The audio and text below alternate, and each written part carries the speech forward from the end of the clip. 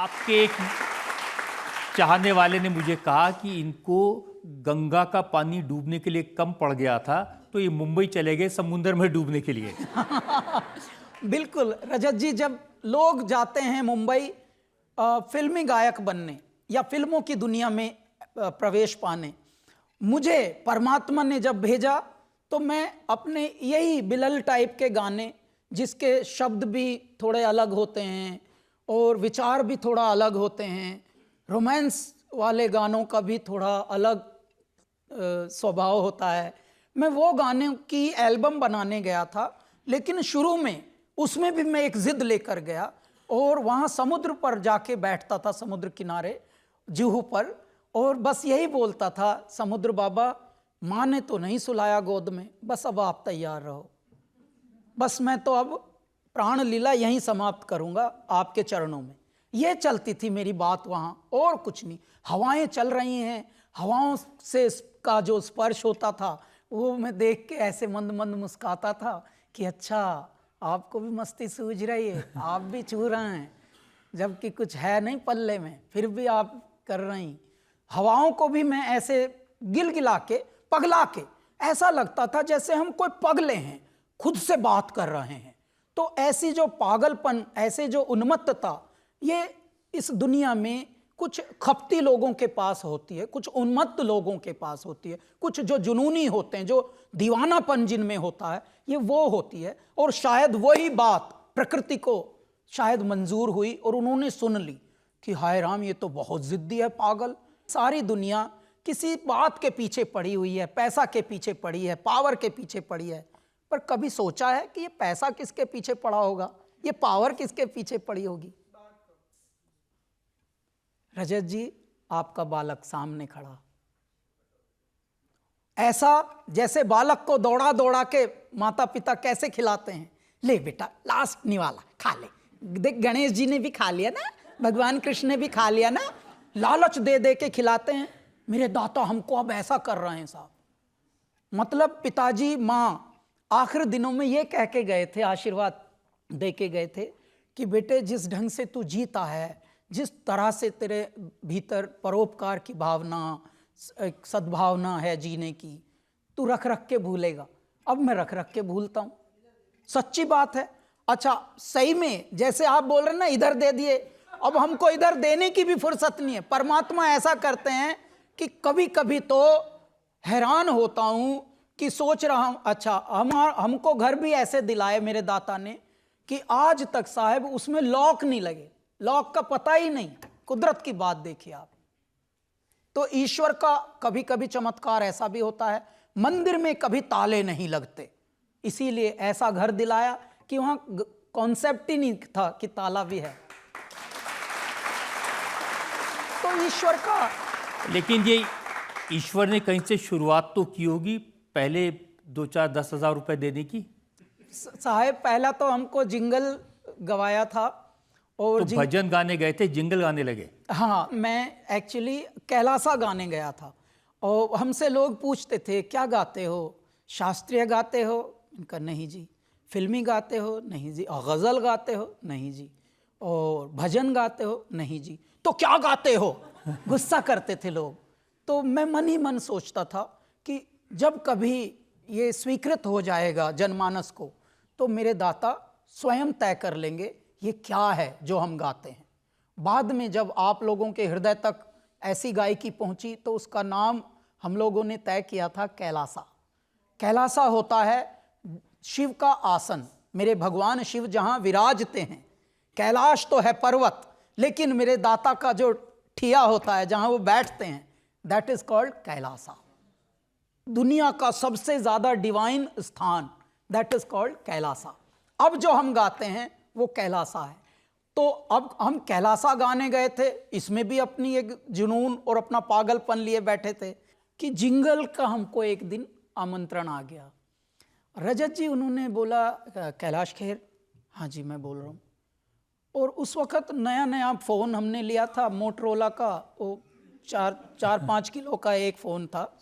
तो हाँ, उससे बहुत मोटे फ़ोन आते मोटा था, लंबा भी था सर, अगर सर पे मार दें तो पता लगा बेहोश भी कर सकते हैं, वैसा टाइप का था। और उस वक्त मिस कॉल देनी होती थी।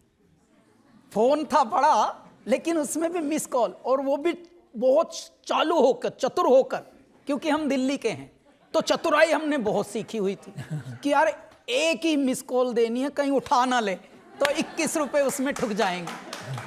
तो ये सब चल रहा था। अब वहाँ पर एक कॉल आई और अचानक डरते डरते हमने उठाया, यार 21 रुपए ना लग जाएं, कहीं फ्री के फ़ोन ना हो, कहीं ऐसे फालतू के, क्योंकि दिल्ली से फालतू के कॉल बहुत आते थे। हाँ क्या हुआ कुछ, कहीं ब्रेक मिला ऐसे कॉल बहुत आते थे, एक दो जो आते थे। तो उस वक्त अचानक कॉल आई कि जिंगल्स के लिए आपको कॉल है और महालक्ष्मी में आपको आना है, फेमस स्टूडियो, जिंगल गवाना है। तो मैंने बोला हाँ गा लेंगे हम जिंगल, तो मुझे एड्रेस बता दीजिए और कहाँ आना है, क्या है, ये पूछा। उसके बाद दिमाग में जल्दी में मैंने दिल्ली पना तो दिखा दिया, लेकिन सर बाद में समझ आया, ये पूछ तो लूँ जिंगल होता क्या है। तो मैंने पूछा, वैसे ये बताएंगे आप जिंगल होता क्या है? कि ये जो एडवर्टाइज कमर्शियल्स आते हैं टीवी में, रेडियो में, इसके लिए जो गाने होते हैं इनका जी, तो वो काफ़ी बड़ा गाना है या काफ़ी तैयारी के साथ आना है कि नहीं? इट्स 40 सेकेंडर। 40 सेकेंडर? तो पहली बारी में मैं एकदम का ऊँट के मुंह में जीरा के लिए बुला रहे हैं यार। तो गए साहब, पहला जिंगल था नक्षत्र डायमंड का। तो हमको बुलाया और अचानक बिना कुछ सिखाए, मुंबई के लोगों की एक विशेषता होती है रजत जी, वो बहुत ही सीरियस होते हैं तब तक जब तक आपका कुछ परिचय उनको क्रिएटिवली ना मिले। तो सब लोग ऐसे बैठे हुए थे और उन्होंने बोला कि he is the singer, okay या गो इनसाइड। तो डबिंग रूम में भेज दिया और एक फिल्म चल रही है और अचानक बोला कि या सिंग। तो मैं अचानक पहले से ही थोड़ा सा मतलब नर्वस टाइप की तो बीमारी हम थी नहीं कि इतने धक्के खा लिए थे कि पता ही नहीं नर्वस होता क्या है, लेकिन ये कुछ अलग टाइप की चीज़ थी। तो ये नर्वस के ऊपर की कोई स्थिति बनी कि अब क्या होगा यार, कुछ सिखाया नहीं, कुछ बताया नहीं, कोई बैकग्राउंड नहीं दी। तो अचानक मैंने भगवान का नाम लिया और सीधा शुरू हो, तनादुम तनुम तनाना तना धरे ना, तनादुम तनुम तनाना तना धरे ना, तनादुम तनानुम तनानुम तना धरे ना, तनादुम तनानुम।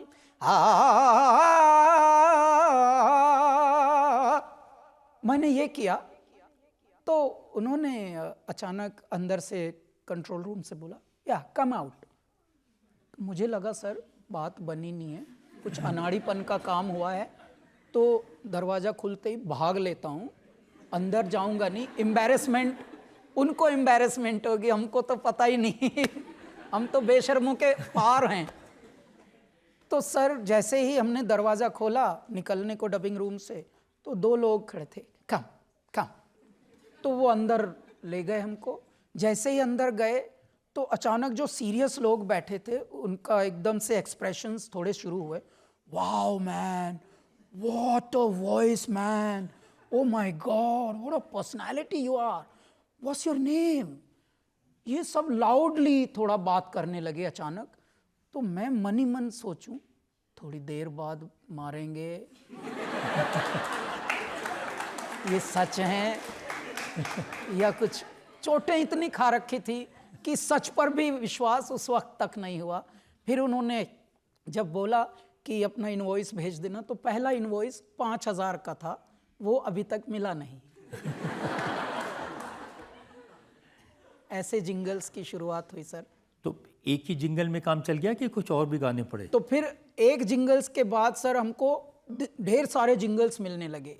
एक जिंगल हमारा ऐसा हुआ कि वो विद इन द इंडस्ट्री जो लोग क्रिएटिव लोग हैं वो जिक्र करने लगते हैं आपस में, यार this is a new voice man, something very fresh, something very raw, the texture of man and the feel man, check this out.